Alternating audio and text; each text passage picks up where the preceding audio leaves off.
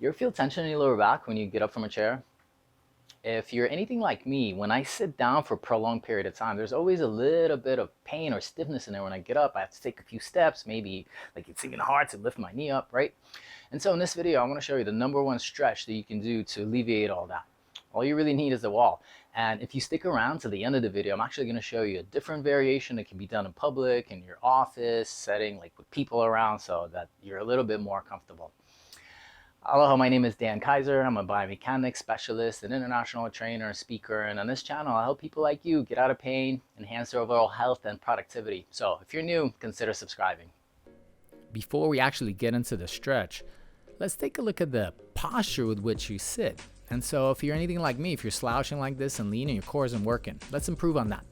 So reach up, sit on the edge of the seat, engaging your core. Here, you can't slouch, so your core is actually supporting you better. Lift whatever you're looking at a little bit higher up to keep the neck straight.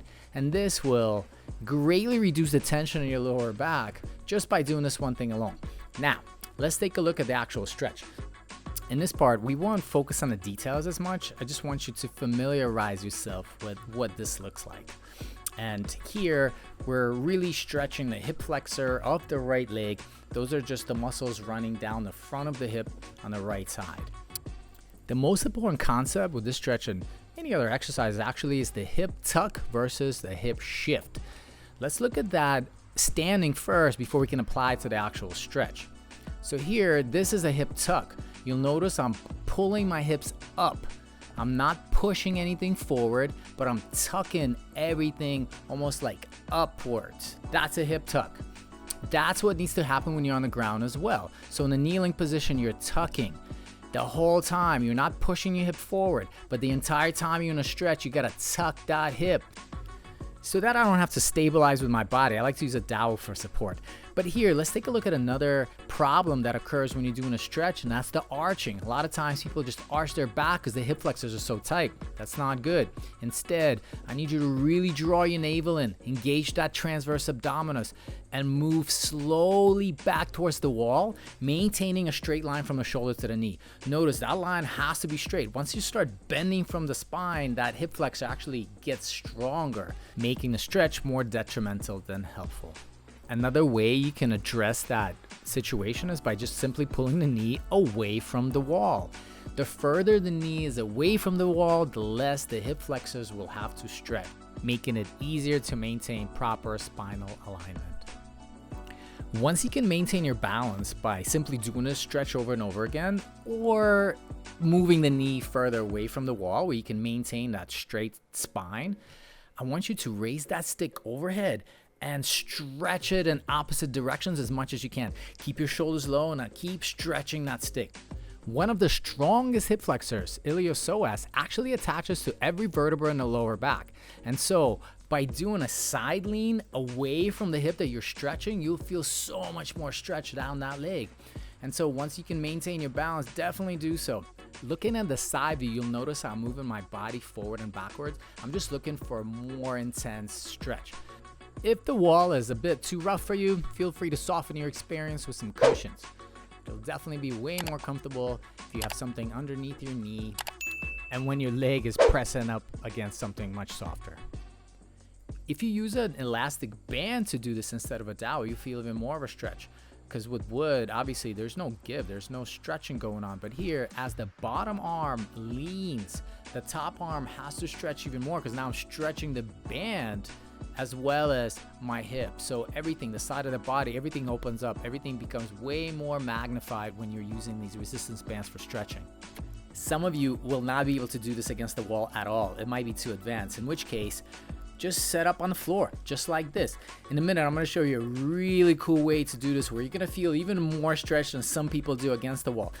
But for now, it's just like before. Grab a dowel, lean away from the hip that you're stretching. Better yet, grab that elastic band.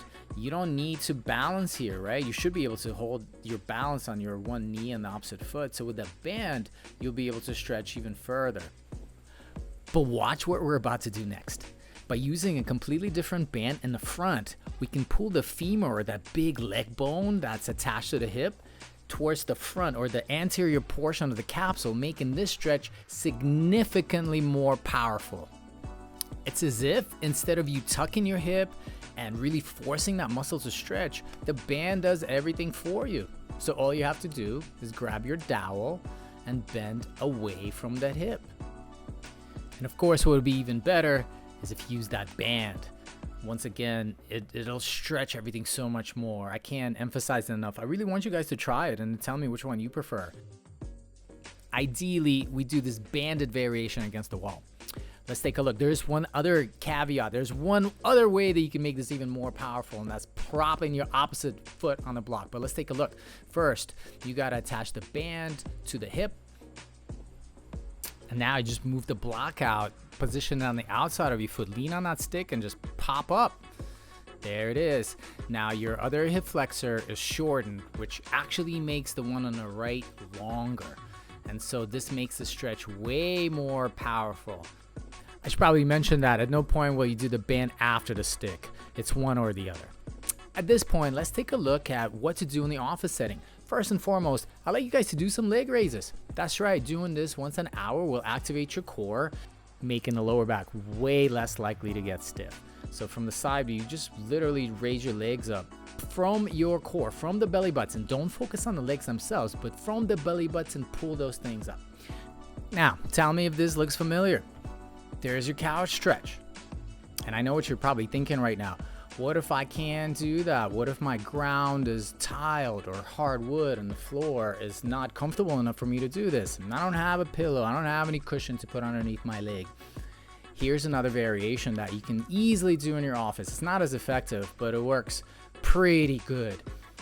This is called a runner stretch. We're gonna do it a little differently here. I want you to keep your knees together, push that hip forward, tuck that hip forward, keep your shoulders back. So notice the proper alignment, the posture is good, right? And then you would just switch legs. So this is another variation. It's a lot easier to do, just holding onto the chair for balance. So now that you know how to do the couch stretch, I want you to choose one that works best for you and hold each stretch for 1 to 2 minutes.